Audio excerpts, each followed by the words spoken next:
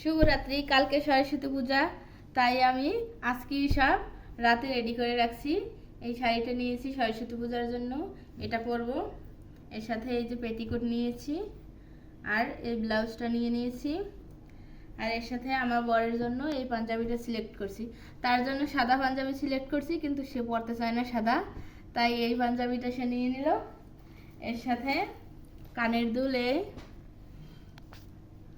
এর সাথে এই যে চুড়ি নিয়ে নিলাম। এটা হলো এক হাতের চুড়ি, আর এটা এক হাতের চুড়ি।